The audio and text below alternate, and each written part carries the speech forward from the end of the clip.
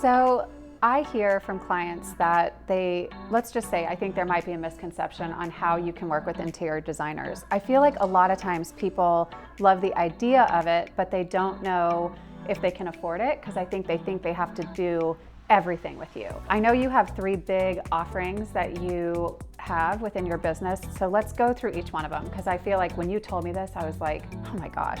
I mean, first of all, I want you for all 3 of these, but the first one is, you call it the Concierge Interior Styling Service. Yeah. So walk us through what that means. Sometimes people don't need a whole room or whole home refresh, right? Sometimes maybe even, it's very common if people are gonna go into restoration hardware and they're gonna buy, their big upholstered pieces like their sofas and their case goods, like their console tables and their coffee tables, and that's really great. And they've gone and they've bought all these really beautiful pieces of big furniture, but it never makes a room feel complete when that's all you have. So I would say in interior design, 90% of the pizzazz that you get out of a space comes from the decor and all of your final finishing touches. That's what the Concierge Interior Styling Service is meant to provide. So, again, it's for if you have new furniture and you need somebody to come in and say, use these pillow combinations and add this throw, and that would go with these curtains, and then all the little tchotchkes and things that go on the coffee table and all of that good stuff. It can also be if you just need a refresh. Built-ins are a huge thing right now. Yes. I love built-ins.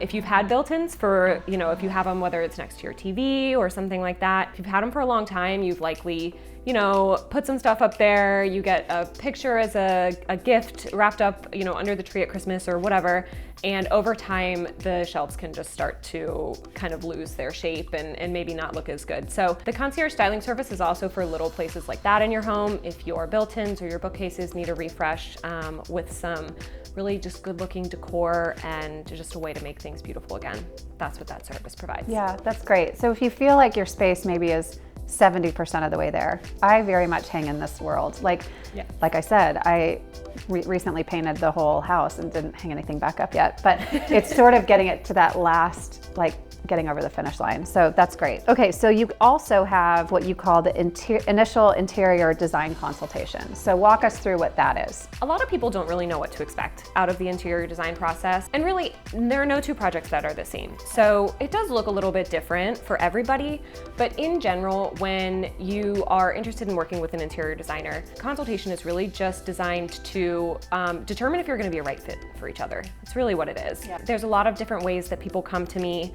The 2 best I always say are, find a designer whose work you love. So whether you're finding them on Instagram or you're going into a friend's home that worked with an interior designer, start with somebody who has a look that you really, really love. Or if, the other one is just like a really warm referral. So, if there's someone that you know and trust, but you kind of don't know what your style is, just, getting over the hump in terms of having somebody refer someone to you is way better than, I would say, reaching out to somebody cold, which you can do in either situation, no matter how you're coming to an interior designer.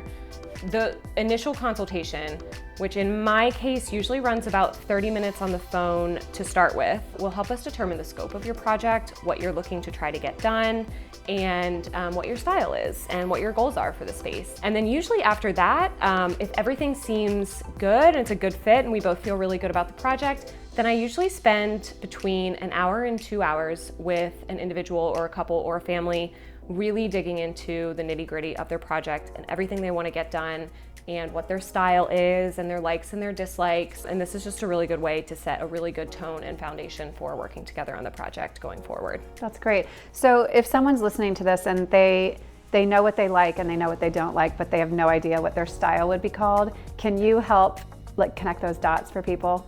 Yeah, absolutely. Yeah. In fact, one of the things that I think when working with an interior designer is words mean so many different things to so many different people. So we like to look at a lot of different pictures. I don't even worry too much about naming a style. I have had other people try to name my own style and I'm just like, yeah, that sounds great. I don't know. I don't even know what I would call it. Right. Yeah, it's like, we don't worry about the words too much. Don't worry about having to define it.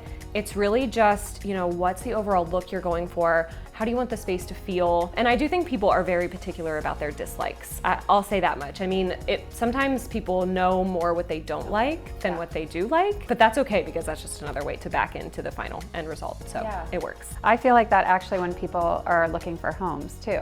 They don't know what they necessarily want, but they for sure know what they don't like. Yes. So another really awesome thing that you shared with me that you do is performing a home edit. I am huge on this in terms of like the purge and going through things. So I know also it's really hard to do this on your own because you get super distracted. So tell us what you do in terms of performing the home edit. Really what I kind of noticed, and I think that I even noticed this in myself at first, is you know, you can be out shopping and I go all over the place, right? Like I go to the high-end places, but I'm a fan of Target and Home Goods and all the other budget places as much as anyone else.